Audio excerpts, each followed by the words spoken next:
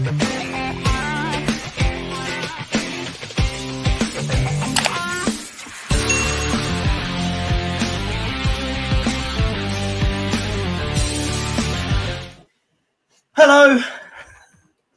Hello. Savva here, Savva Talks Football. Hello. We're going to run a bit of a competition before I say hello to everyone. Can everyone in the chat work out what Perchy was watching on his TV before he paused it to start this show? Kuva, you're not allowed to guess because we know the answer. And I'm utterly embarrassed for you, Perchy. I'm still going to guess something else because it's too embarrassing for him. Nah, behave. It's good. It's a good show. It's good. Completely embarrassed. Probably some might say, though, it's still more entertaining than watching Tottenham Hotspur. Oh, 100%. With that in mind, should we talk about Tottenham Hotspur? Because that's always fun, isn't it, guys? Welcome to everyone in the chat. 80 of you at the moment. Hello. Please like the show. Please subscribe if you haven't. It's the kindest thing to do for poor, small YouTubers like myself. Guys, we have got... we got AC Milan. We've got a winner already. We've got a winner in the chat already. Yeah. Where? Have they? No, they haven't. Yeah. No, they haven't. John Ellishaw. John Ellishaw got it right. Midget porn. Yes, absolutely. It really was. Listen, we'll get some comments in the chat in a minute. Guys, 4 English clubs in the Champions League. I thought 3 might go through, i.e. Liverpool not being the one. Chelsea did their part last night. Man City have still got to play the second leg at home against RB Leipzig. We are playing at Milan and Liverpool are trying to overturn a 5-1 deficit in the Bernabeu. So a nice, easy tie for them. Guys, are we going... We'll talk in depth in a minute, but are we, Kuva, going to join Chelsea in the quarterfinals of the Champions League? Flip of a coin for me. I've said all week I'll fancy it being 0-0, to be honest. I think it's going to be a bore fest. We might just get through because we've got home advantage, basically. Milan don't travel well, never have. That's it. Football-wise, 2 teams not playing very well. Milan perhaps got a bit of form back. Overall, though, I just feel this whole club just feels really flat to me. Yeah, I'm not inspired in any way. So you're not inspired for a Champions League night under the lights, Milan coming to the lane? No, you're not chomping at the bit? Again, 50-50 whether I even bother watching it, to be honest. There's plenty of movies I feel like watching.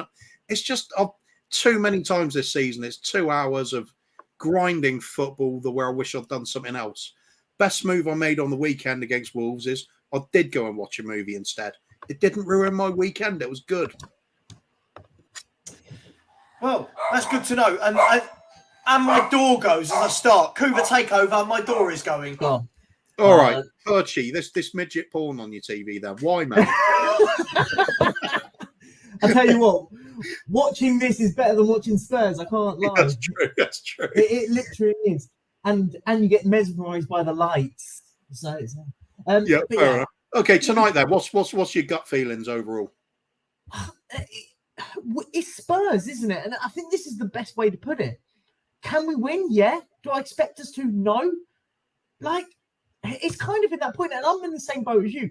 You said, it doesn't bother, it won't bother me if you don't watch it and stuff like that. Even when I watch it, I don't care if we win, lose, or draw anymore. I'm so done and don't care anymore that, even when we lost to Wolves, I went, not shocked. When we lost to Sheffield United, not shocked. Do I think we'll win today? Probably. But do I expect us to? No. I don't expect us to beat anybody anymore. We're crap. Sorry about that, guys.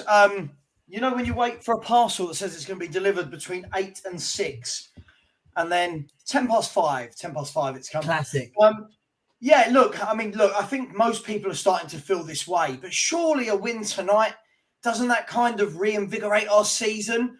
Or is it just another kind of papering over of the cracks? How does it reinvigorate our season? Let's be honest. I'm asking. No. I know you're asking. I'm not. Gosh, you were slagging off a TV show I was watching. So, no. So, no. I'm not saying that on you, but I'm on about. I don't understand how people can think that though, because I know people do think that. By the way, but reinvigorate it. What? What? So we get Real Madrid in the quarterfinals and get absolutely humiliated. I mean, I'm in that situation, and I hate being that person, and because people clip it and think that I'm just basically saying I want us to lose. I don't think it makes any difference if we win today, because as I said, as soon as we play a big team, we're getting humiliated. Last night, even Benfica battered Bruges last night, and everyone was telling me Bruges in the group stages were incredible when they got top their group. They got humiliated yesterday, and that's the sort of level. Bruges and Benfica is the same level as Spurs and Real Madrid. Do you sort of get my point? Yeah, no, The difference in quality, we will get humiliated if we had Real Madrid at our place. It'll be similar to the Bayern Munich humiliation. I mean, Perchy, look, I think one thing we do know for sure is we know this fan base, right? We know what we're like as a fan base. If we lose tonight, it's going to be, half the fan base is going to be Conte out. The other half are just going to completely blame Enoch and Levy. Mm-hmm. If we win tonight, it will be all Conte's a genius and he's back and it's a masterstroke. It just feels like, we can never just be settled as a football club, can we? It can never just be, oh, we lost, but it was a good game, or, oh, we've won and gone through. There's going to have to be some blame associated at the end. There's going to have to be a big investigation. And that's Tottenham Hotspur, right? I called it a circus earlier. We are a circus, guys, right? No, circus is entertaining, isn't it? They have a plan. They know where they're going to be going. That's not us. But I think, and you're kind of at that point today, and I'm at that point today where, like, as I said, doesn't do much. And I said, but this is also what happens at Tottenham, though. Well, imagine we win 3-0 today. Hypothetically, I don't think we will, but imagine we win 3-0 today. The absolute scenes will be going off. As I said, we had all this when we beat a really, really poor West Ham team. The people will be going crazy. And listen, as I said, I always say, I'm not the celebration police. Go for it. Like, go and enjoy it. But then when we lose, it's a meltdown again. And I'm kind of, as I said, I'm in that middle ground where I just go, do you know what? If we win, I mean, I think AC Milan are a terrible side right now. I think they're in free fall. But also, if we do win, so if we do lose, I kind of just go, I expected it. That's kind of my way of thinking. Yeah, I think that the difficulty. Look, Hoover, I'm going to state this right now before people have a go at me throughout the entire show in the chat. I know they will. I think we'll win 2-0. I said 2-0. Not because I think we're great, but purely because I don't think they're very good either. And I think that home advantage should be enough. What I do know, and this is something I said in my video on my daily dose of Spurs this morning, is that I don't want to see any excuses tonight from Conte, from Levy, from Paratici. For me, the players have to get up for this. I don't care who's in charge, who they've been training with. It's a Champions League knockout tie against look, compared to the teams we've seen in the past, right, guys, Milan teams we've seen, this is a very average team. If our players can't get up for that tonight to win every first ball, try and win every second ball, win every header, every tackle, if we can't get up for that, I just don't know where we go from here, Kova, because we can blame the manager, we can blame the owners, but surely tonight is about the players taking responsibility. Yeah, I'd agree on paper. I mean, all those reasons, especially the home advantage, that's massive in Europe. Really is, especially in the knockout phases. I mean, you look at the quality we do have to be able to call on.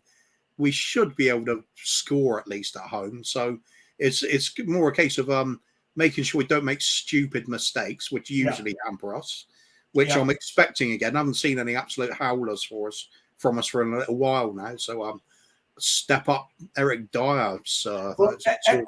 Look, Kuva, Eric Dyer's suspended, right? Eric Dyer. Yeah, that's true. That helps. So for me, again, all the people that keep blaming every time we lose on Dyer and Sanchez, here's another opportunity where neither of them have to play. So I'm expecting probably to see the same back three as the other day. Romero, Longley, Davis. Yep, that's what I think. Are there a lot of defense? Are there a lot of mistakes in those three? I would say they're probably the more steady of the three centre half. Lack of pace on the left side of that, isn't it? Davis, Sure. long leg, very slow players. The argument would be though is we've got 4 centre backs really in that position, and if you take one out, you've got to put Davinson Sanchez in. So that's the argument, isn't it? And so, well, I mean, that was the thing, guys. I was going to come on to in a game like this that we've watched Perisic. Look, you bring in a player like Perisic. Forget what's happened now. When he came in, everyone was really happy. The name, the experience for nights like tonight, right? Do you think he's going to start, or do you think we're going to see Davis shuffled out to the left wing back position and then Sanchez shuffled into the centre half position? What do you guys think? Well, hopefully, I'd say Perisic is going to start because you need your attacking options no matter what it is. Even if he's there just to put crosses in and dead ball situations, get the accurate crosses and delivery in from free kicks, corners, all important.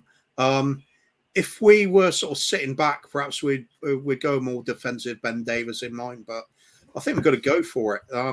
There's nothing to stop changing up the way we're who's playing in which position throughout the match, depending on the current circumstances. Trouble is, what usually happens with us, we don't change it, do we? It'll wait until the 70th plus minute and could all be over by then.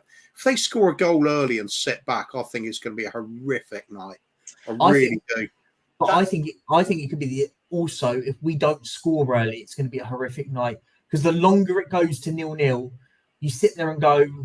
And the thing is I kind of at 1-0 down and at 0-0, I think it's slightly different because if we go 1-0 down, there is no excuses to go. Do you know what? 2 defenders off and 2 attackers on. We're 2-0 down in the tie. We've got nothing to lose it. Get a couple of goals in the last 10 minutes and you go through. I think at 0-0, we will be as pragmatic and as defensive as we can be, knowing we don't want to concede that their goal against them, but we need to score. Does that kind of make sense? In a weird way, going 1-0 down might not even be the worst thing for us because you go, do you know what? We've got to go and throw with the kitchen sink at it now. But at 0-0, I feel like we're going to be sat back all game until we just basically get a cross in from Perisic and Kane on the end of it on a header. Yeah, I mean, look, I think that the difficulty is this, right? I mean, we've got this in our own hands. I know we can say Milan have because they're winning, but this isn't a great Milan team. No. We didn't really test them in the first leg. I think we had quite a lot of the football, but we didn't really, have any attempts that I can remember there. What is he, 400, their goalkeeper, having to make any saves. However, we score nice and early in this game, guys. Milan have to come and play, and Milan don't naturally come and play, do they? Even then, you could say there's a case for them sitting back and just waiting for the mistake we make. Possibly, yeah. I'll certainly how I'd set up and play this Spurs side anyway. Yeah. Sacrifice, even if you are a footballing side, just see how we're weakest, and that is just sit back. Don't let us do what we like to do, Agreed. which is hold our defensive shape, bank of 5, 4 in front, Harry Kane up front in front of that, and then just wait for a breakaway. If you don't get that opportunity to us, we haven't got a lot. Very impotent side. Yeah. So Milan, I think even if they do go a goal down, no need to change it. Sorry, I've just got to grab the door.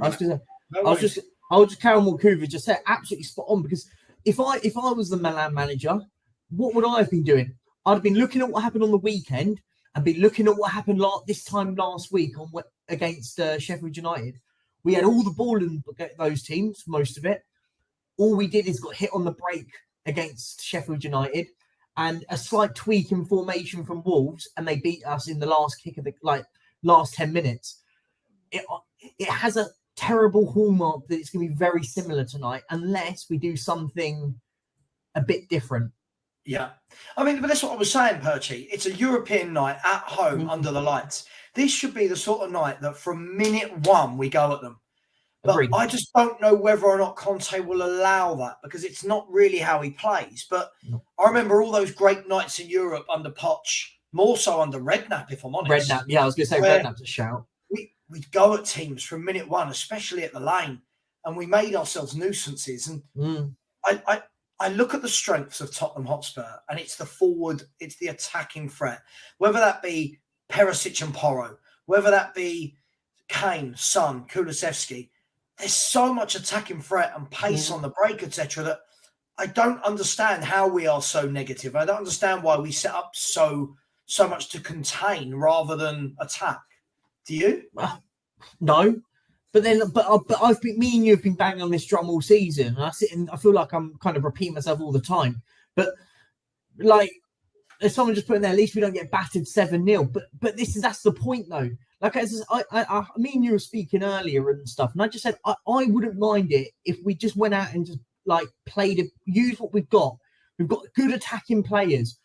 Listen, there'll be games when we go and lose, but at least we know we're looking at them. At least we're giving it a go. My concern is this is going to be one of those games where we'll look back at it and go, we didn't give it a go. Like right. And that's the worry. We look back at it and it finishes 1-1 for argument's sake, but they've had one shot on target and we've tried to pepper them, and like you sit back and go, we didn't give it the opportunity because we decided to sit back for the first 45 minutes. And it's like, I mean, what I would say is from what will make it difficult is from the first leg, I believe that Milan have got 3 or 4 of the players of their bigger players back. Goalkeeper's the main one, isn't it?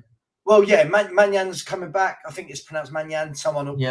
Worst thing about going live, everybody picks up if you can't pronounce something. Manyan, Tamori is back in the team. You've got Benesa has got a fitness test, I believe, before the game. I don't know about Ibrahimovic. I don't think he's back. I don't think they registered him actually. Okay, that makes sense. Yeah, because I did see something about him being ineligible. And someone said Origi's going to be the one that probably starts because I think Giroud's injured. Yeah, I mean, Divock Origi, the old Liverpool striker. Yeah. Scores goals in big games. That's all I remember about him. Yeah, don't we all freaking remember? Yeah, he scored. Well, he got the second, didn't he, in the Champions League final? He put the nail in the coffin in the final, didn't he? Really? Yeah, that's it. I mean, it's interesting, isn't it? Because, you know, look, I went into the first leg thinking, okay, I remember that game was when we didn't have Højbjerg, Bentancur, or Basuma. And we were all so worried about, oh, God, it's going to be Skip and Sarr. But those two held their own. Yeah. And it was the lackluster forward line that didn't do anything. Tonight has got to be one of them nights for me, Perchy. It's got to be one of those nights where the front three, we stop talking about why they're so good. We stop telling the rest of the league that we've got one of the best front threes in the league, and they actually go and rip a team apart because there's too many excuses made. You know, Kulu, it was, oh, well, you know, he had injuries. Well, okay, but that was before the World Cup. You know, Kane, you know, he has to drop deep. Okay, cool, but he's still a goal scorer. Son, oh, well, Perisic has been getting in his way. And listen, tonight, big game. This is where I want to see these three step up and do the business for us. No, exactly. Absolutely spot on. And listen, we've got there's no excuses. We've got the players. We've got the players and to like, win this game. And anyone, again, it's another one of these games which I keep saying to people when everyone says and blames the players, blames the owners and stuff. None of that today. If we go out today, it has nothing to do with the owners and stuff. I hate the narrative that if like we lose, it's on blame. Let's blame Daniel Levy. No, none of that. That team should be beating AC Milan. And I said, and I think you mentioned it earlier as well, was we haven't played anyone of note in this tournament yet. Not one good team. Not one good team we've played yet, and we've limped over it at the moment. We're limping over it, and that's why I sit there and I think I go, as soon as a big team plays us, we're going to get battered. We'll get battered because we're just not good enough. And listen, I do want us to go through. Do I think we're going to win the tournament? No, because I don't think, as I said, I don't think we're good enough anyway. I don't think tactically we're good enough, and I don't think we've got the squad to do it. But yeah, someone said, "No, just go 4-3-3." Why 4-3-3? Never gonna. It won't. Never gonna happen. But logic goes. Do you know what? Today we should go Royale, Romero, Longley, Davis. Just go strong back four, and then go a bit forward. And then play whoever you want in front of that. Skip, Sarr, Højbjerg, Kane, Son, Kulu. Yeah, exactly. That's exactly what I would do. Exactly. But you know it won't be, and we'll as I said, it's square pegs into round holes sort of thing at the moment. But it would, if you looked at it and you'd go, yeah, but we know it's not going to be that. We're going to have the 3 centre halves, as I said. It'll be who he picks. Does he pick Sanchez because he's got a little bit more pace, maybe? I don't know. I actually, do you know what? Does it matter? It sounds negative, but I don't mean it like that. But listen, I keep saying to people, be level-headed on this, because I've seen us the last couple of times.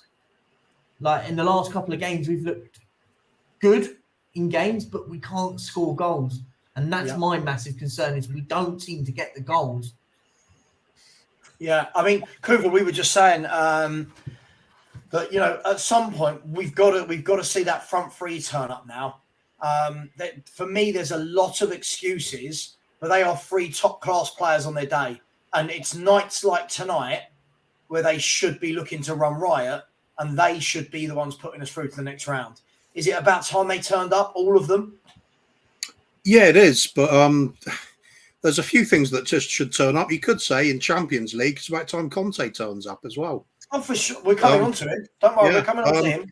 Yeah, it's a big match, isn't it? I mean, you expect your big name players to turn up in big matches. Otherwise, you've got to start questioning just how good they are. That's the same goes for anybody. Even Messi had questions over him while he hadn't won the World Cup. It's because there's expectations. And if you've got Harry Kane, Heung-min Son in the starting lineup, you expect goals. You expect to go through in competitions. You expect to do something. We've got Romero as a World Cup winner.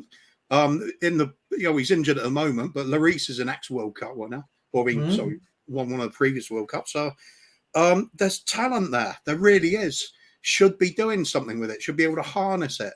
And if players really aren't performing, and they look like it in training as well, which you've got to assume Sonny isn't bursting the net all the time in training. You can't suddenly think that it's all going fine there, and just the moment he goes out onto this pitch, he gets starstruck or something. There's something up with him at the moment. He's definitely not on form. If that's the case, maybe you do need to change it around a bit. Perhaps it is time to bring Richarlison in. Perhaps it is time for that extra bit of running and dogged determination that he shows. Mix things up a bit, fight for it. Perhaps I say, Kuva, dare I say, but everyone's going to shout at me here, what about introducing Danjuma and saying, there you go? Maybe. They don't seem to like him, though, do they? They don't, but this is a guy that got to the semi-finals playing week in, week out for Villarreal. He got to the semi-finals of this competition. Don't get me wrong. I'm not saying, I know these things get clipped and everything gets misconstrued. I don't think he's the answer, but from what I've been seeing from the front three, I don't think he can do much worse. And he's an unknown quantity. I think listen, I'm not saying he will start. I know he won't. We know the front three tonight. But I would at least like to see him come on if we're desperate for a goal. I'd like to see us do something. But when we bring him on, though, I don't want to see the substitution where it's either Kulusevski or Son and we need a goal. It should be Perisic off and we throw Danjuma on, or long lay off and we bring on Danjuma because we need a goal. Not the subs, the like for like subs. We need, if we're nearing a goal with 15 minutes to go, we should be throwing an extra attacker on. Listen, Eamon, when you're saying, of course, we can score goals, FFS, we hit the bar twice against Wolves and just got unlucky. Listen, I mean, the goals have dried up significantly in the last sort of 10 games. They've dried up a lot, my friend. We failed to score against Sheffield United. We failed to score against Wolves. I think we failed to score against Villa. We failed to score against Milan. There's 4 games in the last 10 off the top of my head in which we failed to score goals. So I'm not saying we can't. What I'm saying is these are the games where those forward players have to turn up. If these aren't the games, Kuva, then we might as well all pack up and go home, right? Yeah, absolutely. And let's face it, hitting the bar is it's deceptive, really, because it's no better than hitting the corner flag. Either shot didn't require the goalkeeper to save it. Yeah, it's a miss. It's just because it looks a bit closer. That's all there is to it. But at the end of the day, it's still missing the target. Exactly. So it goes down as missing, level, yeah, fine. But I mean, if you look at it and taking your chances, it's still poor. So I think it is now or never, isn't it? I mean, it's the last sort of grain of hope of doing something worthwhile this season, even though it's delusional to think we can win the Champions League. you'd at least like to see a team go out and play like they think they can have a crack at it. Agreed. That sounds a little bit like Crack Addict, and that sounds a bit more like the team. But never mind. It's the old spirit we used to see under the likes of Redknapp and that, isn't it? Those Champions League nights. What we just said. Loved it. That was great. That was great. We swarming over players, hunting in packs, determined to just get something out of the game and throw the kitchen sink at them. I love that kind of football. Devil may care, just throw everything you got at somebody, get dragged off the pitch exhausted, having given it all. If you go down under those circumstances, I'm okay with it. At least you've shown some pride for the team, but we don't do that. We need to sub Perchy off. He's got a pocket that he's got to find his way back into. So, and the show was Married at First Sight Australia. If anyone wanted to know, see you later. Peace. Didn't want to know. Didn't want to know. No, didn't want to know. Come on, you Spurs. Kuva, when you say pocket, he's trying to find his way back into. No, we won't go there. Onward. Let's talk about I want to talk about. Look, we're going to play wing backs, right? We are. Okay. Let's assume that unless there's a massive shock, we're going to play wing backs. The question for me is: this is a game we've got to win. This is a game where we do have to attack at some point, right? So to win it outright, we're going to have to score twice, maybe 3 times if they get one. But to at least take it to extra time, we need 1 goal. With that in mind, do you go with, and bearing in mind, before I say this, you've got Teo Hernandez and Rafa Leao, probably their strongest part of the pitch on the left-hand side. With that in mind, Kuva, do you go, if it's you, do you go with Emerson Royal, the more defensive-minded wing-back, or do you go with Pedro Porro, the attack-minded wing-back, that will hurt them the other way? Porro for me. All about attack. Go out and I hate sitting back defending. Just go for it. I'm happy to take the game to them. Let them worry about us attacking rather than the other way round. That's what I'd like to see. It's just not what we do see, though, is it? It's a safety first approach at this club, and it doesn't work. I mean, 4th in the league. How long is that going to last? I don't think we're going to finish top 4. Last chance at a cup competition. Might as well go out. If you're going to go out with blaze of glory. Pepper their goal. Go for it all out. Porro and Perisic, it's got to be starters. Even if you don't rate Perisic and he's not quite the player we were expecting, he still has that attacking threat to his game. He's still capable of putting a ball in that creates a goal. So for me, you play both of those and you just get people in the box. It's no good sitting back totally defensive too either. The likes of Højbjerg or Skip, they've got to get themselves in there. I mean, Højbjerg is the most likely for it, isn't he? Absolutely. Just quickly, I just want to. I've got a super chat here. Party After Party has said, thank you very much. Has said Benfica in the next round, Spurs win on pens. I mean, that's very specific. I like your thinking. Benfica are a good team. We'll talk about that in a bit, Kuva. But thank you very much. If I go back to the chat, there are 240 of you in here. For anyone that hasn't subscribed, please do. We're chasing down the 4K mark now. I've had 100 subscribers in 3 days. So let's chase down the 4K mark and much appreciate to all of you. What I would say is please, please, please, after this, Henry Wright will be doing a watch along, I believe, starting at, sorry, someone will tell me if they've seen it, 7:30. Henry normally starts his watch alongs. So join him for that, and then he'll be doing some instant match reaction. And hopefully he can fall off his chair at some point again. Yeah, I do love it when Henry falls off his chair. He's good for a laugh. If anyone wants to watch me, I will be on with MUFC Cass after the game. I'm sure many of you know him in the YouTube world. He's putting a Spurs panel together where I think I'll be on with little Dan THFC. I think there's a few others on there as well that I don't know. So I'm sure that'll be all fun and games no matter what the score.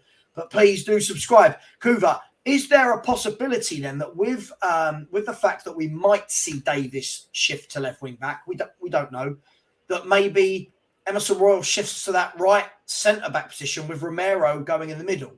I mean, we've not done it before. Do you think he'd try that in a game of this magnitude? Nah, not for me. I could see more use in putting Royale in a sort of destructive midfield role. I really could. I don't think they're going to be throwing a lot at us. They will be sitting back. They don't have to be on the attack at the start. So I don't think packing out our defence is the priority here. I mean, if Giroud starts, he's obviously going to have a bit of an aerial threat, and the likes of Romero's not that great in the air, is he? So there's some sort of thinking behind it, just getting somebody in there that's actually good at heading the ball. He does that pretty well. He's not always in the right place for it, but if he is, he's got a good leap on him. He's pretty athletic. I just think we'd be far more spend our time far better if we're looking at ways to supplement the attacks rather than beefing up our defence. We've got to go for it. Like I said, blaze of glory. There's no point sitting back meekly and hoping something happens for 80 minutes and then throw on Dan Yuma at the end and expect fireworks to happen. It doesn't work like that. You've got to work away at teams if they're going to sit back. Take some time. Give players at least half an hour if they're going to come on as a sub. You give them some sort of sense of rhythm of the game and get into it and find the way they're going to hurt the team the most. Royale not even a consideration for me. He's either going to play right wing back or he's not playing. It's more about what we can do to hurt them. I just don't see anything if we're going to be tinkering with positions and things like that. It's just that's told us, hasn't it? Thanks, Barry. That was Barry, everyone. Barry, aka Nick, aka Emerson Royal's #1 fan. Just quickly before we go on, people, please smash that like button. It's free. There's only 60 likes and there's 240 of you in the chat. Matthew has come in from nowhere talking about Arsenal. Says Savva, Arsenal will definitely win in the league now. Gabriel Jesus is back and fit. Cool. I've still put my money on City. I'm still sticking with City. There's a lot still to play for in that, isn't there? There is, and obviously we won't talk about this a lot. But for me, I think the one thing about this Cougar is that the game between Arsenal and Man City at the Etihad is the game for me that changes the season. I think if they did, no matter what happens, they are in a title race. Sure. Legitimately in a title race. It's a hell of a lot better than everybody was expecting. Unfortunately, got to say fair play to them. They've played some good football to get themselves in this position. They've got away with a few things, but you're supposed to when you're winning. When you win leagues, you do need a bit of luck to go with your ability as well. Always been the case. Absolutely. Look, I think it's difficult, right? It's difficult if we move it back to Spurs. Whatever we do, look, we're fans. We're going to find holes in it, right? That's what we do. At the end of the game, it's been the same for the test of time, Cougar. Manager wins. It was what a great team selection, great substitutions. Manager loses. It was can't believe he started this. Can't believe he did that. Yeah. Somebody put a link of the live stream for Henry. Are we talking about? I can put the link for Henry in the chat. Don't worry, I'll find that and put it in for you. And I'll also put in the link of where I'm going to be at 10 p.m. tonight. What I would like to see, someone alluded to it earlier. Apologies. I think it was Freddie a little while ago, said what he doesn't want to see is if we are losing or we are chasing the game and need a goal with 10, 15 to go, that our substitution isn't left centre-back off for left centre-back on. The substitutions are reflective of the need, so to speak. I mean, that is one of my biggest criticisms of this manager, Cougar. Sorry, I was just trying to find something. Sorry, the criticism of the manager is which part? Just the fact he's not substitutions. Say, for example, with 10 minutes to go, we need a goal. A lot of the time, what we've been seeing is... like for like. Defender and winger come off, defender and winger go on. Yeah, I know exactly what you mean. I think the majority of fans are critical of this, aren't we? Even if you got the likes of, well, we said it before on streams, even if you got the likes of Davinson Sanchez playing and you got 3 central defenders, if it comes to 10 minutes to go, throw him up front. It's no point sitting there when you don't have to defend so much at the back there.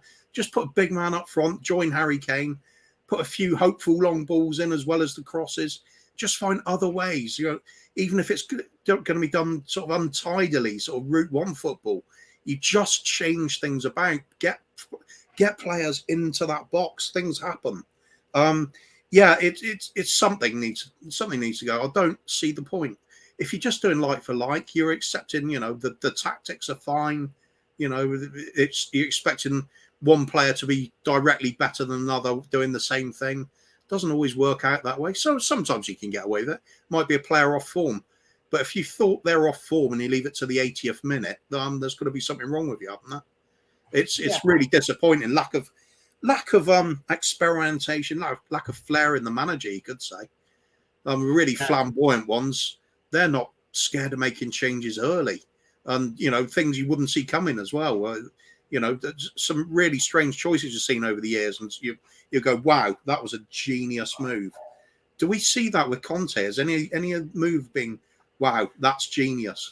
No, you might with the setup before a game, like getting the best out of somebody that's not really a wing back, Victor Moses and things, played as wing back when he converted from a winger. Could say there's some genius to that, perhaps, but during a game, no, there's no change, is there? No, not a Conte. No, I think that's the worrying thing for me. By the way, people, I've just put a link in the chat. That is for Henry at 7:30 for his watch along. Always good to watch because Henry really does feel the pain when a goal goes against us or goes in for us. He feels it. Whereas I think me and you, if we were doing a watch along, Cooper, would be a little bit like, oh, we've conceded. Oh, we scored. Do you know what I mean? I think about 20, 30 years ago, I was doing what Henry was doing. Yeah. Yeah. Well, lived every moment of it. He's lucky he's got youth. Come to think of it, only about 5 years ago, I was probably doing it. We were having some fun football. There were things to be cheering for. It's all burnt out now, isn't it? I don't think it's just to do with age, mate. It's to do with the monotonous slog that's watching our football team now. These last 3-4 years have been absolutely awful. I think it's dropping down from the champagne football to this level. It's what's making it so painful. We're going to talk about Conte in a minute. Just before we do, Billy, welcome. Always great to have Billy on the show, who has clearly taken the 30 seconds where we talked about Arsenal because somebody put a message in the chat and has asked why we're talking about Arsenal. Billy, you're talking about Arsenal there as well. Yeah. Stop talking about Arsenal, Billy.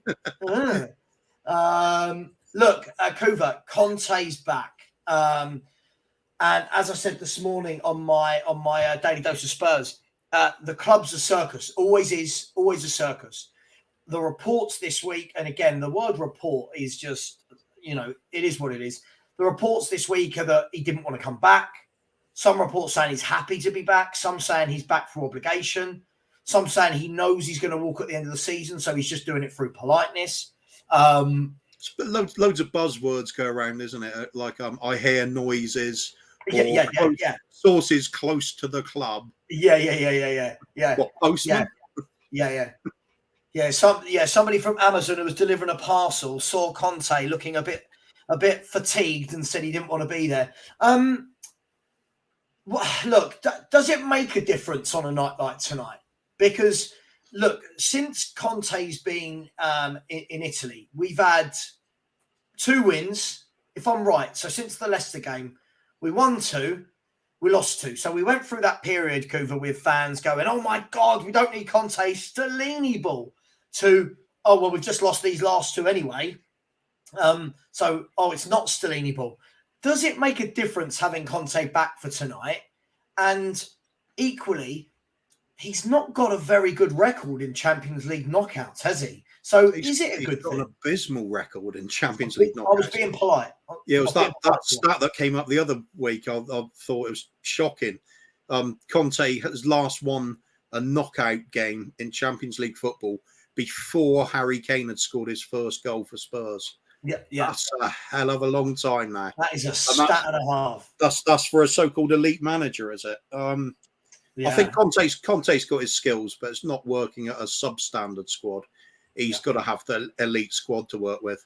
He's like a finishing touch little manager, if you like.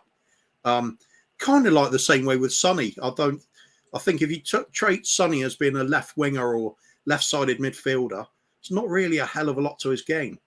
But keep supplying him with chances and him finishing them. He can look brilliant.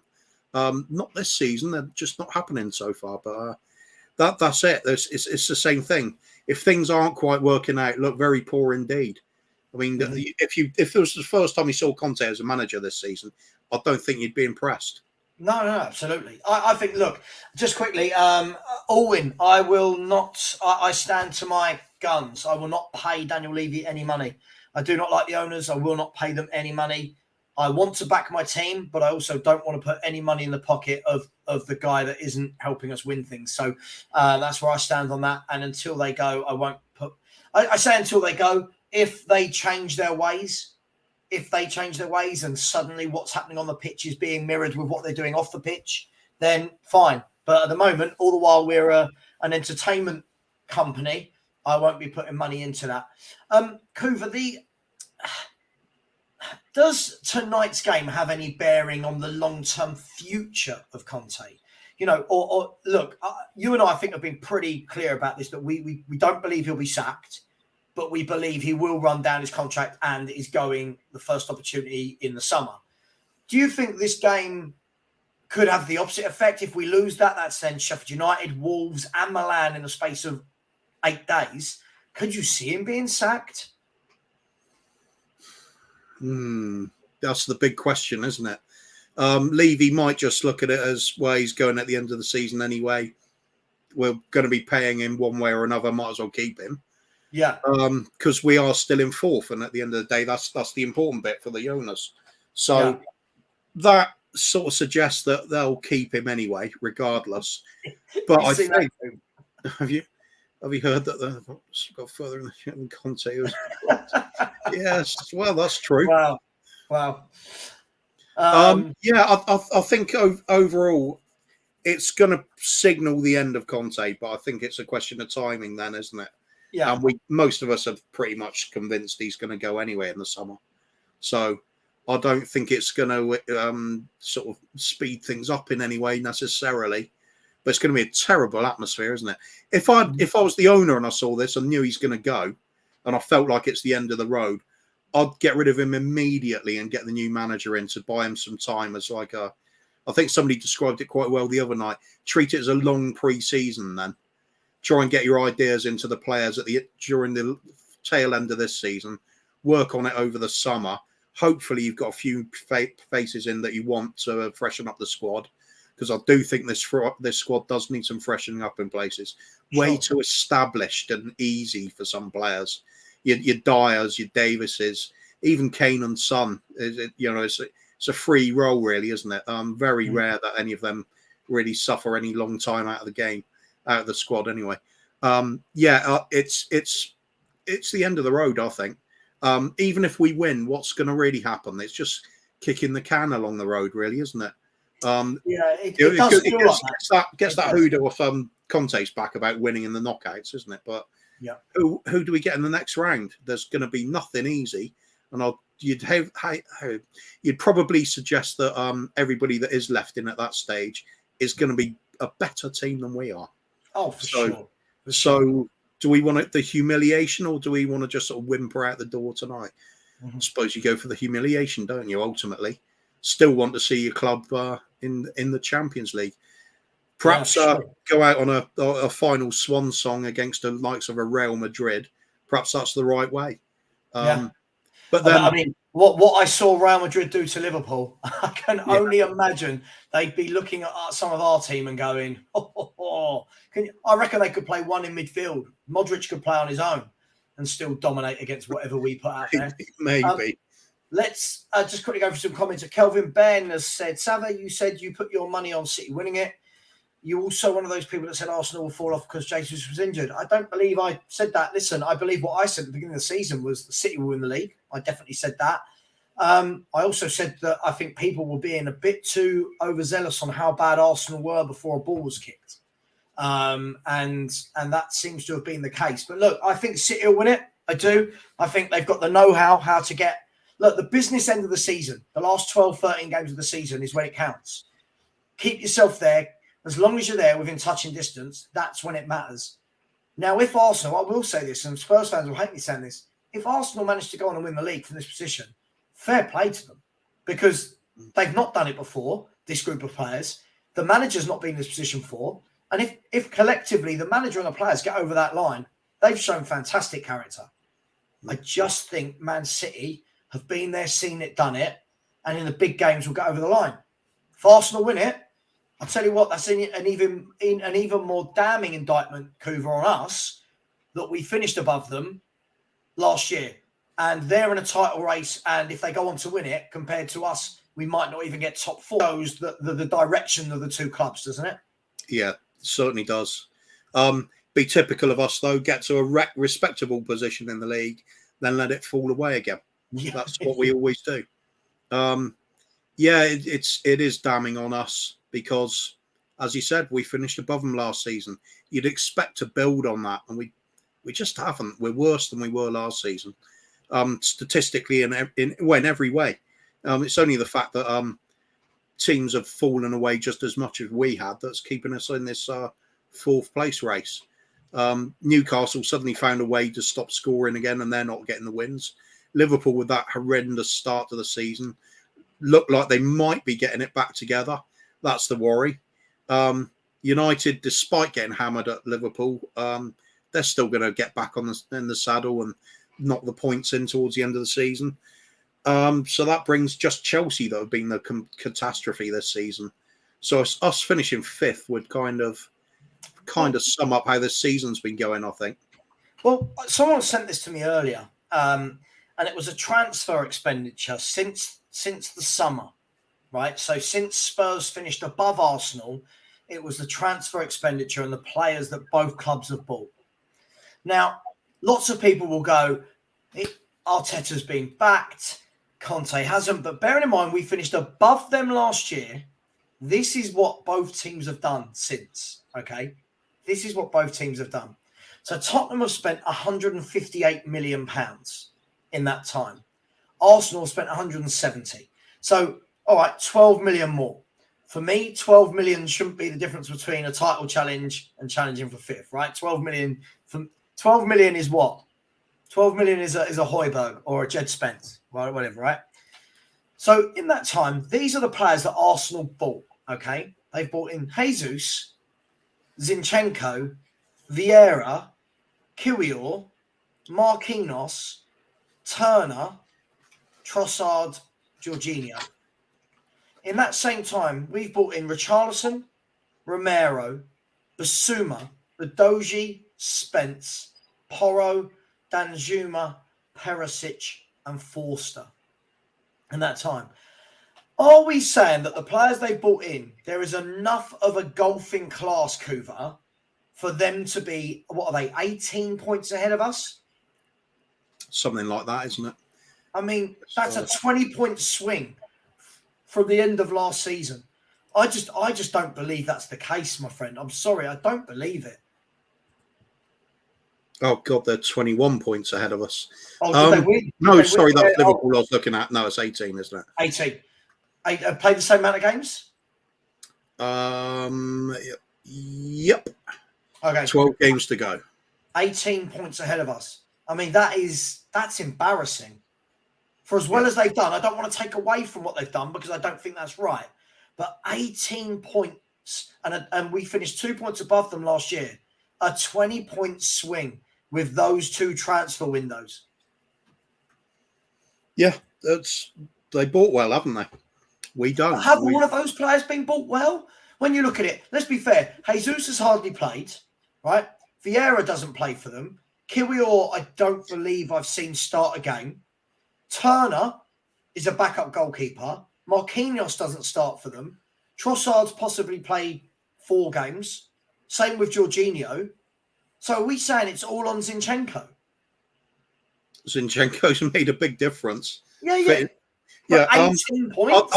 I think Jesus, although he was out injured for quite a long time, he helped set the tone early in the season for them. They got used to putting the ball in the net a lot and picking up the points. And confidence is a huge thing. So when he did drop out, and Nketiah's nowhere near in his class as far as I'm concerned, but there was enough confidence left in him to hit a few goals when needed. And they found a way to win without Jesus. Now, it's the other ones that I'm looking at. Trossard, great signing. I think the fact they couldn't get Mudryk has done them a favour. Trossard's fitting him pretty well, I think. Might not be fitting the style of play exactly as intended, but he's chipping in with goals, isn't he, and making things happen. Now, you compare it to, say, we've got the likes of Richarlison, who can barely find the net, even if it's just in the Champions League. He's only got a couple, isn't it? We've got the likes of Dan Yuma, doesn't even play. What are we doing with our signings? Perisic has been a disappointment, still hasn't scored. Yeah, really. You look at those things that are supposed to change our team, hasn't really had a great effect. Basuma has not really started, has he? He's been there when needed, when there's been injuries or suspensions, etc. Yeah, it's not been good. You compare it to what theirs have done. I think Zinchenko's a great example. Fitted in exactly what they needed, done a brilliant job. They look a better team with him in it. It's that inverted fullbacks where they're occupying the midfield. I think him and Ben White have been sensational for him. It's that he didn't really see it coming with Ben White, but there it is. That's what they've done. Those signings have come good for them, even the ones that there was a question mark over. Ours, there's still a question mark, or we just don't rate them already, or we've even got rid of them. They're out on loan or back to the club we bought them from in the first place. In some cases, it's we've just been poor with everything. Barry, hello Barry, you all right? I'm good, man. How are you? I'm good. So you're going to the game tonight? No. I'm doing the watch along on We Are Tottenham TV with Sir Scream a Lot, Captain Caps Lock, Danny Kiriakou, and Mr. Brian Daigle was popping in as well. So yeah. I'm not going to the game. It's cold, it's wet, it's miserable. It just about sums up Spurs at the moment, right? But what about the weather? Well, yeah, exactly, yeah. So. Barry, of course that'll be an excuse if we lose as well, won't it? The weather doesn't suit us in North London. It's more tuned to Italian. Sleety, and it was that. Absolutely. Just quickly before I ask Barry a question, please subscribe. There's 268 of you in here. I don't believe every one of you are subscribed. Please do, and please smash that like button. Both things are absolutely free and just requires you to do that. Barry, tonight, are we expecting to see more of the same from Conte and Stellini? Are we going to see any shocks? Are we going to come out flying out the blocks? Well, look, I think I heard what you were saying about are we going to play Royale or Porro. I think we should play both, if I'm honest. Either Royale on the left and Porro on the right, or Royale at right wing back and Porro instead of Kulusevski. But yeah, I think I'm with Kuva. I don't think there's going to be any shocks. It will probably be. But I don't know. Porro is the question. Look, we should be beating this team. It's the worst. They've never won in England.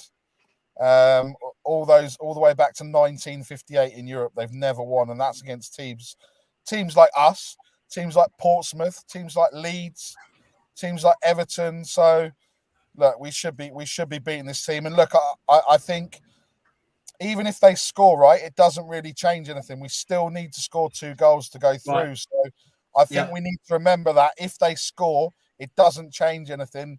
Obviously, it means that if we need to go through, we need to score 3, but we still need to score 2 tonight. So, we just need to, away goals don't count. There's none of this nonsense we need to worry about. They score, then we need to score 3, or they score another one. We need to score 4, or whatever nonsense it kind of looks like. But yeah, I don't think we're gonna see any shocks or surprises. I just hope that we just turn up. I was listening to you guys on the way here, and look, if we're going to go out, let's go out fighting. Let's not go out with a damp squib and a 0-0 or a 1-0 loss or whatever. If we're going to lose and we lose 4-2 or 5-3 or whatever, let's go out like that, right? Rather than the other way around. I think that's what we were saying. I was speaking to Kuva earlier about. What I don't want to see is if we are struggling to score goals, struggling to create, that our substitutions are a centre-back for a centre-back, wing-back for a wing-back. Let's go for it. If we're losing one, I'm not saying we're going to be. I think we're going to win 2-0 tonight. I've already said that. But if we're losing at half time, I don't want to see the same 11 come out for the second half. I want to see him go, right, centre half off, get Danjuma or Richarlison or whoever doesn't start, get them on and let them make a name for themselves. But he doesn't operate like that, Barry, does he? No, and that's the thing. And obviously he's back. We'll see if the players are stifled, if they're restricted, if they're unsure of what they're doing. Look, I'm not saying that they've we've been amazing since he's been away, but there hasn't seemed to be the shackles that necessarily have been in the previous weeks and months, right? So look, whatever happens tonight, I heard Perchy say it. It's not. It can't be on the board. It can't be. This is tonight probably the most important game for both the club and for Conte. If we go out, I don't see him being in a job by the weekend. I genuinely don't. Because I think people will say enough's enough. We know what's happening in the league. Newcastle have got games in hand. Brighton have got games in hand. Brentford obviously are winning. All the other teams are playing better football than us. And we could quite easily drop to 7th or 8th. And that would be if we talk about just from the financial point of view, it'd be a disaster. But from a player recruitment point of view and what happens with Kane, Son, Romero, all of these players, it could be Tottenham Hotspur back in mid-table disaster for a very long time. Yeah, I mean, Kuva, albeit for me to put a positive spin on things, but equally, when you look at some of the games we've got coming up, especially in the league, forget tonight, we should be confident of getting fourth, shouldn't we? I mean, we've got Forest at home at the weekend, and Forest for me, there can't be excuses for not beating Nottingham Forest at home. They're down there in a relegation battle. They don't win many games. Is there that side of it as well that they'll think, well, let's leave Conte in place for the next for the last 10, 11, 12 league games because he's got know-how? Or do you think, like Barry said, a defeat tonight could be one too many? No, it's like saying earlier, I just don't see. I think from my point of view, if we lose tonight, you should get rid of Conte immediately, get the new manager in as soon as possible and just use the rest of the season to bed players in the way he wants to play it. But I don't see the board doing that. I think there's a sort of certain stability still at the moment in terms of league position. And I think that will keep him in a job. As long as the top 4 is achieved, they won't care till the end of the season. That's unfortunately the sad truth of it. Money talks, and money talks even louder to our chairman than others. I think that's what we're nailed into at the moment. Let's face it, we've got Paratici as director of football anyway. So a new manager, it's going to be another Mourinho, Nuno, or Conte. It's going to be somebody of that ilk because that seems to be what he favours. Seems to be the squad we've built is for this sort of management. Let's talk about that then, guys, because, I mean, just quickly before I do, there's 304 of you in the chat. 304 of you, please smash the like button, smash the subscribe button. As I said, please watch Henry Wright. He's doing a live watch along at 7:30. He falls off his chair and stuff. He wears his hat backwards like an American. It's always good watching Henry. And whatever he does bad tonight, I'll remind him of in the office tomorrow. Barry. Kuva's spot on. Lots of talk about will Conte stay? Will he go? I think I've made it very clear that I think he'll be here until the summer, and I cannot see him signing a new contract for love nor money. But is the bigger issue, Barry, that Paratici is still here? And as Kuva said, the next manager that comes in, if we look at his track record so far, the 2 he's hired have been really negative, boring managers in Conte and Nuno. Suddenly, could you see Paratici changing it up and going for an attack-minded Ruben Almiron, that type of manager? Not really. I think. Look, I think obviously we've had all the reports about Poch said he's interested in coming back if Conte goes, but then that means that he won't want Paratici there. So if Poch, I mean, look, in a way, we all know that Poch won't get backed because, 15, 16 managers haven't been backed. So Yeah. does he come in with a thing and say, all right, Daniel, if I'm coming back, I want X, Y, and Z. And because, this is probably the last throw of the dice, he's probably going to have to give in to him, right? But if that's not the case, look, I don't think it matters. We've all said it plenty of times. It doesn't matter who's in that dugout. It could be one of us, right? But because it's not so much a puppet show, but what you're told, what you're made to believe, and what is actually reality, it is not the case, right? So Mason, Ledley, Savva, Coover, Barry, whoever's in that dugout, it doesn't really make a difference because you've seen with these players, it doesn't really make much difference. Kane completely, with the whole free kick fiasco at the weekend, which we've touched on a number of times. It's like I'm the big fish here. You do what I say. I'm untouchable. Yeah. So get off that free kick. And if we get a free kick tonight, and if Pedro Porro is starting and he doesn't take it, I am literally going to lose my shit. Literally going to lose my shit. You know that answer already, Barry. You know that answer, don't you? Unfortunately, I know that answer. But the issue is, like we said as well, best free kick for probably 10 years. Or, all right, maybe not 10 years. That's a bit of an exaggeration. Yeah, no, I hear you. But why are we not, because, and do you know what? I want Porro to take the ball off him. I want Porro to say I'm taking it. And then I want him to put it in the top corner and then run up to Kane and Son and stick two fingers up at them. That's what I really want tonight. Yeah. Do you know what I mean? But no, I think, look, the players are comfortable. The big players are, the ones that have been there a long time are commanding what they want. And look, I feel that player power, it's evident, right? Dyer, Davis, and even I heard Lloris getting a new contract. Just nonsense, man, nonsense. The only people we should be talking about is obviously Harry Kane, but we're deciding we're going to go after Conte to decide that, and then we're going to talk about Eric Dyer. Then we're going to talk about that. Well, I'm sorry, Eric Dyer and Ben Davies are not going to set the world on fire, and they're not going to keep us up. So look, if obviously the question about Paratici and the manager, I just don't think it matters, right? I just don't think it matters. No, absolutely. Kuva, I'm going to come to you just quickly before I do. Thanks, Jacob, who said I unsubbed just to resub. Thank you very much. If you haven't already, please subscribe to the United Spurs of America. Subscribe to the Free Spurs Boys. Subscribe to Shelfside Spurs. Subscribe to Southview Coys.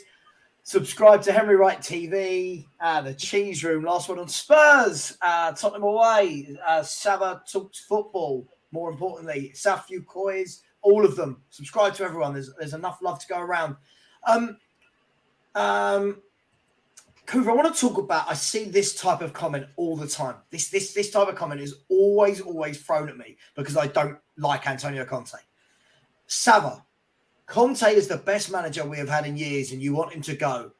This is our best chance to do something special and you want to let him go. That's embarrassing. Now, Kuva, my question to you is this.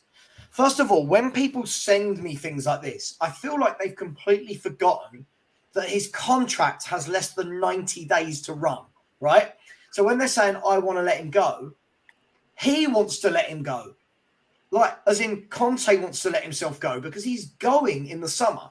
So why do we get these comments about he's the best manager we've had in years?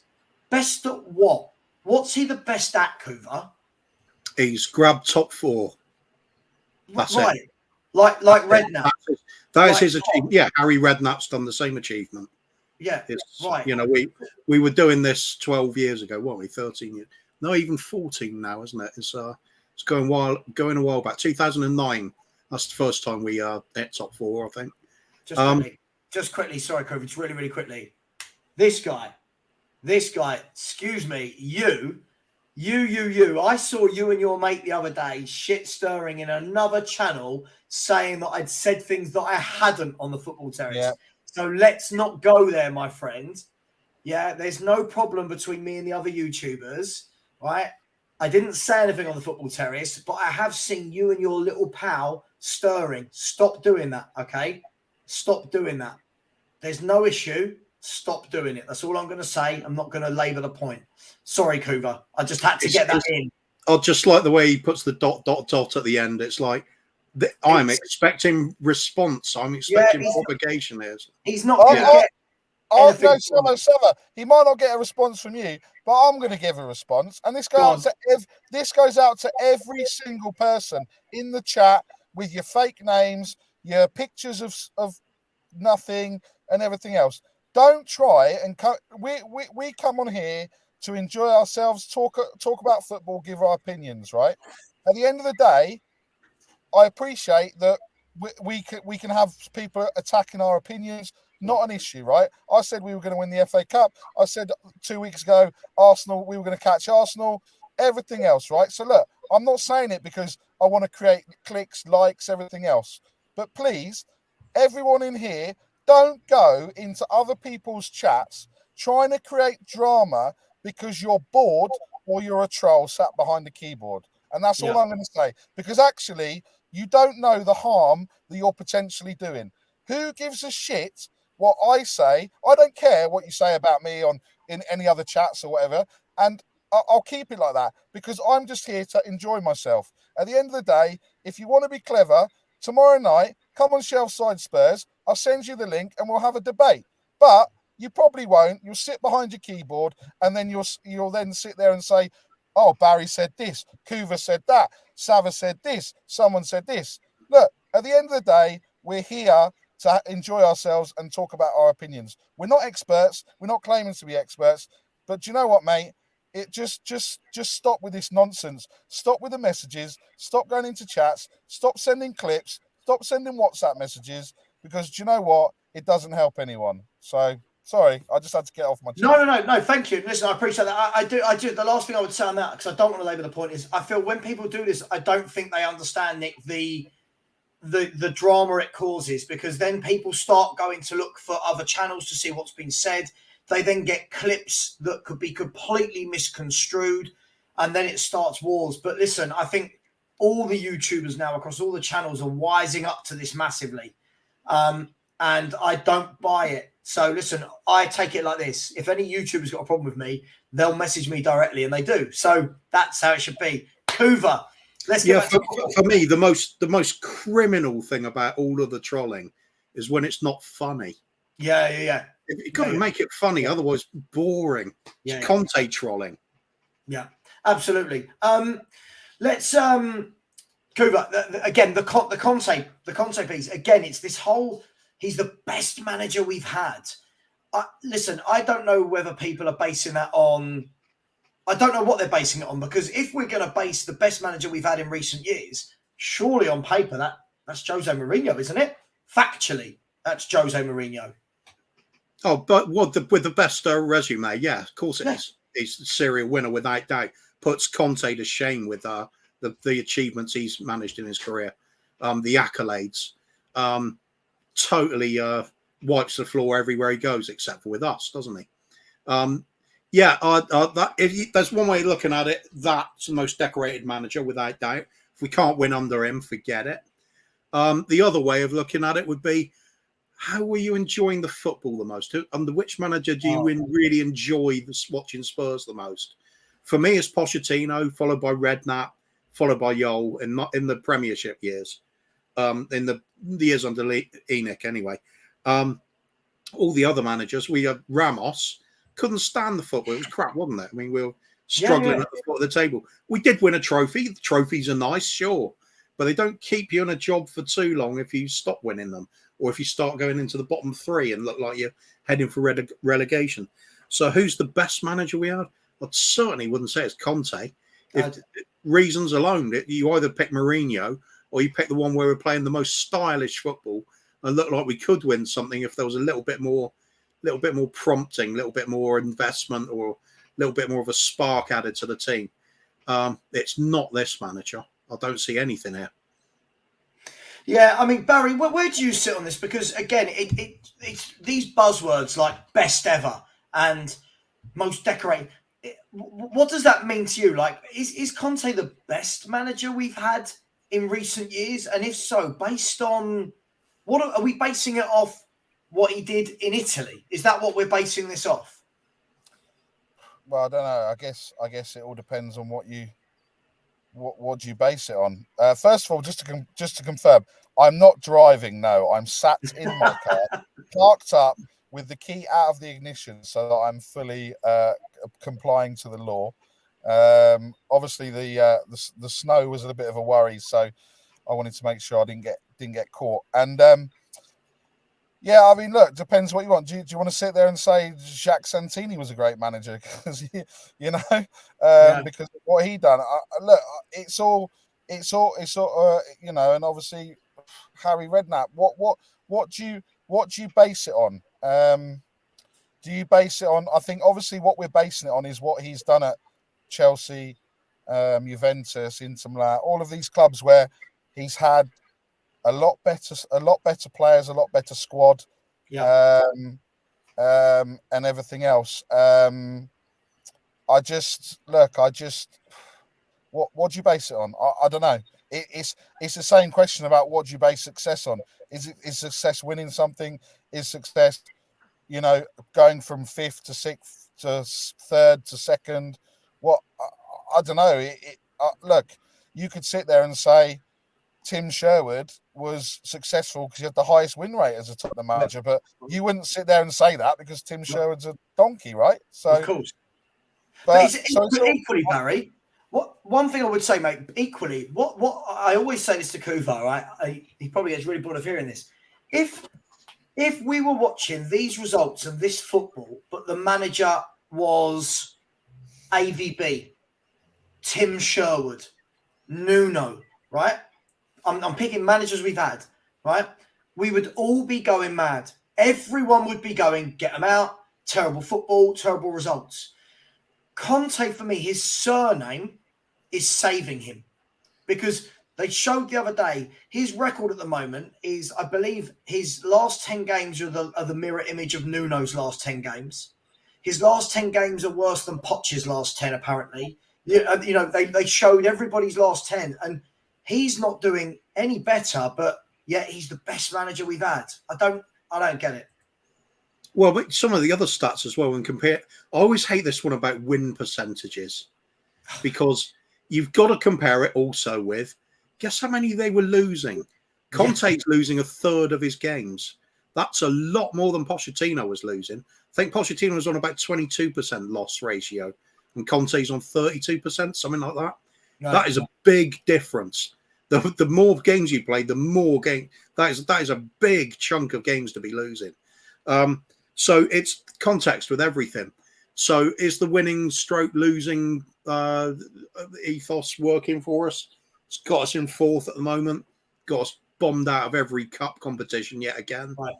I don't think it's very good. But that was the argument, wasn't it? The argument was, well, if this football wins us trophies, you won't be complaining.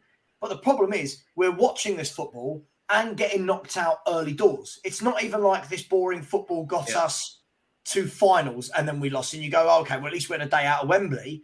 It's getting us knocked out at Sheffield United and at Brighton, losing to Villa. It's not. I don't know. It's not. What is the juice worth the squeeze with what my eyes are watching? I suppose. Yeah, sorry, just laughing at Jacob's comment there. yeah. He said 32% is less than a third. Don't conflate it.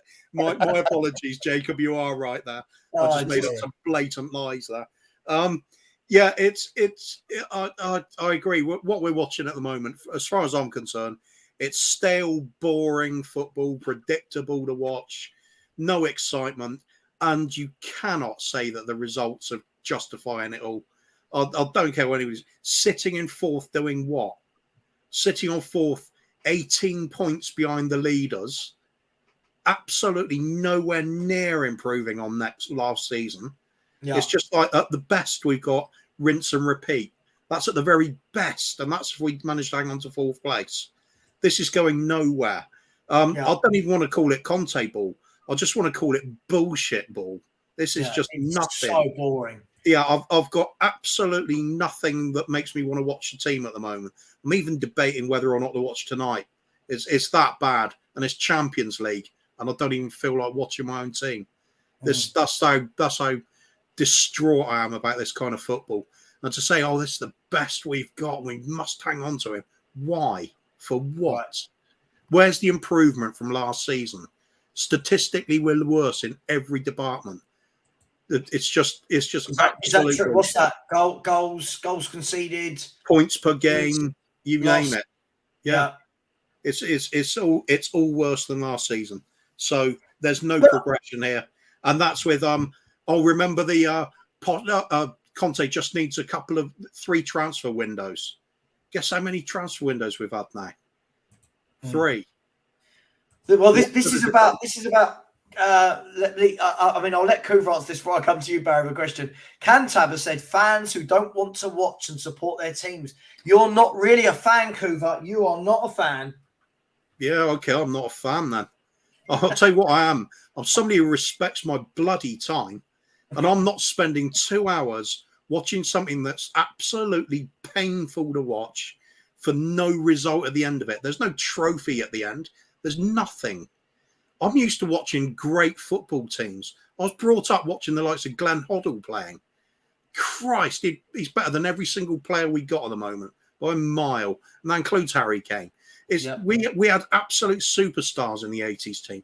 Even in the early 90s, we had the likes of Gaza. It was we had the Berbatovs and the Klinsmans coming in later years. We're reliant entirely on our homegrown player, Harry Kane, at the moment. We're not signing anybody like him, not even remotely like him.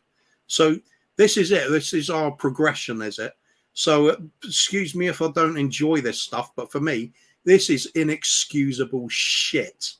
I'm not spending my money or my time on it. That's me done pretty much for this season.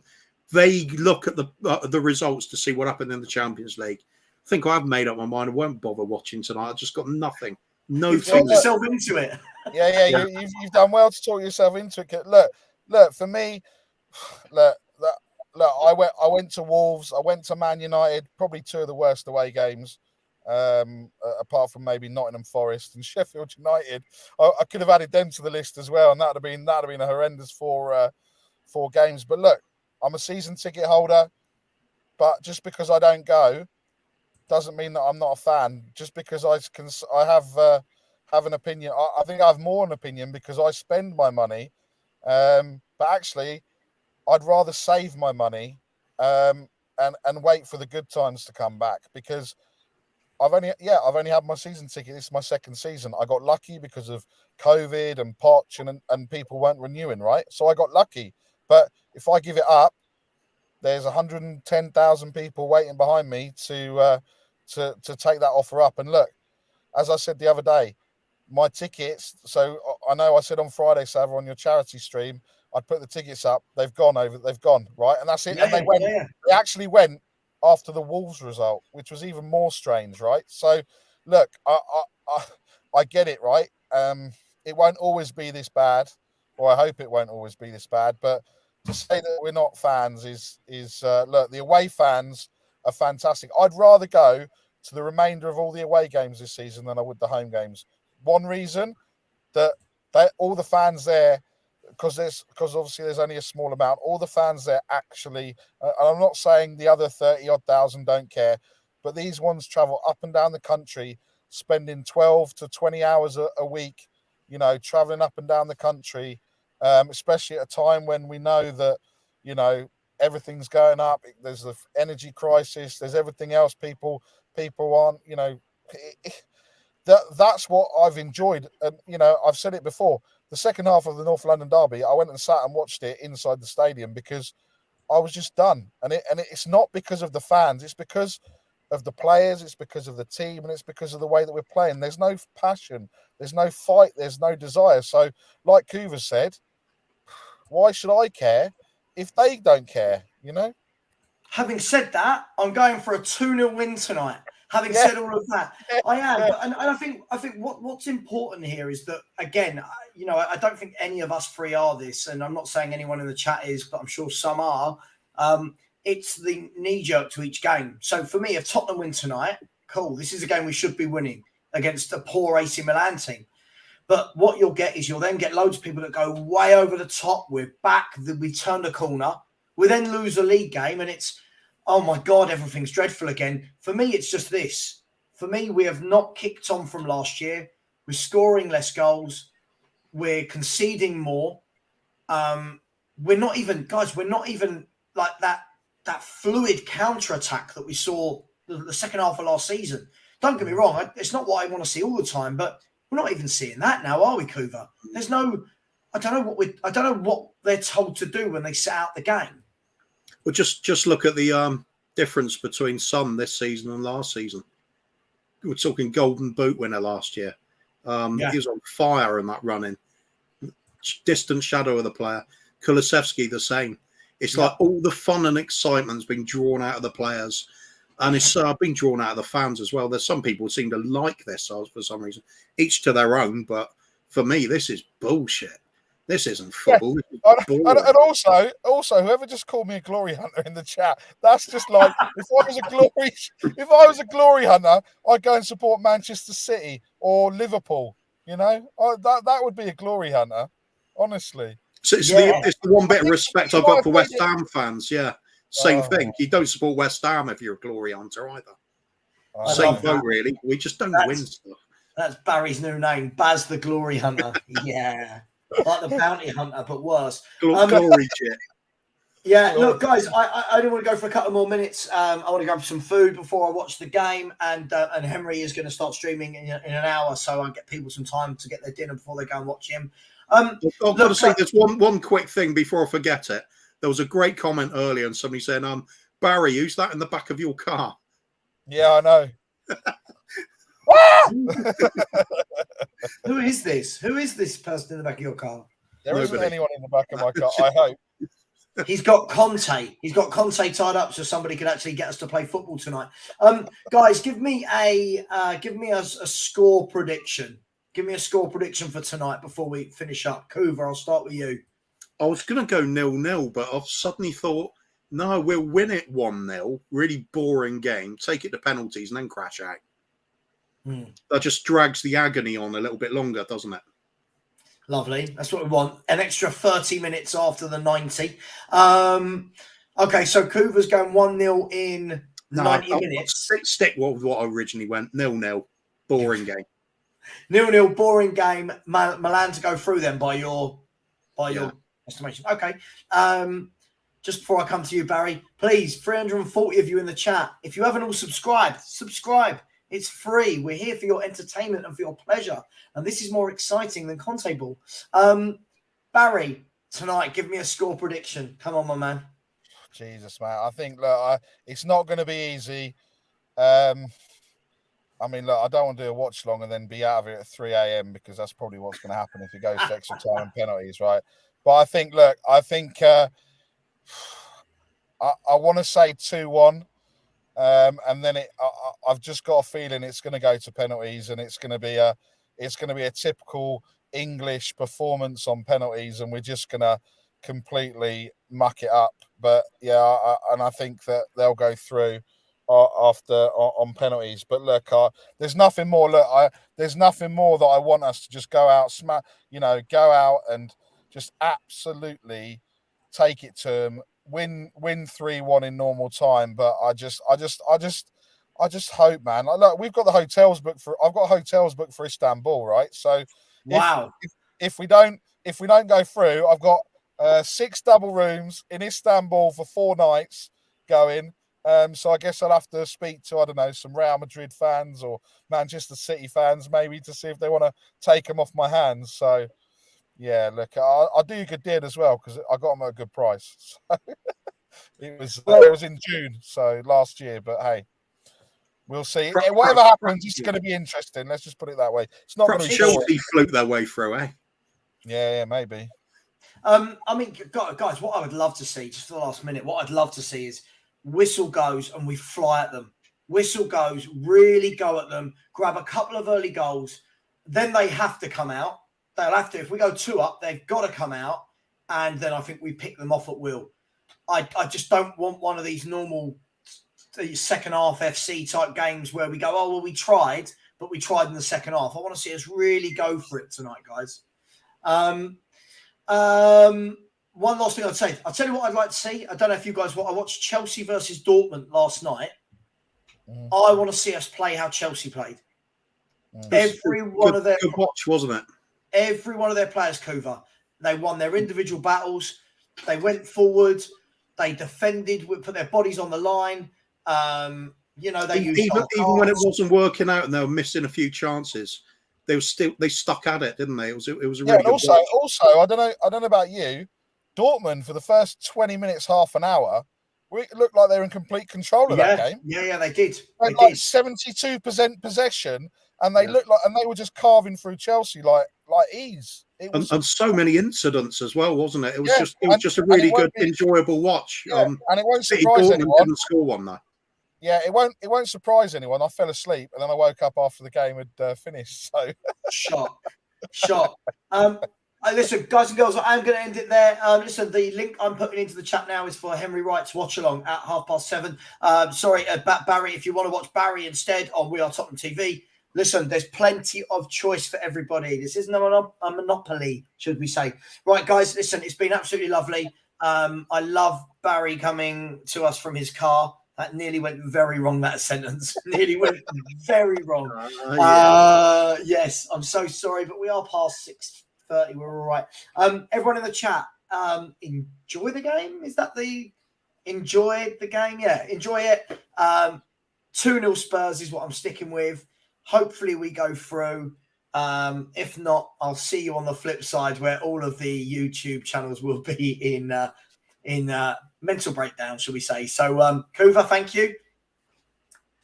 Barry, thank you. And everybody in the chat, please subscribe if you haven't already. Feeling the love. And as always, Enoch and Levy out. Oh, didn't even do that bit. Out.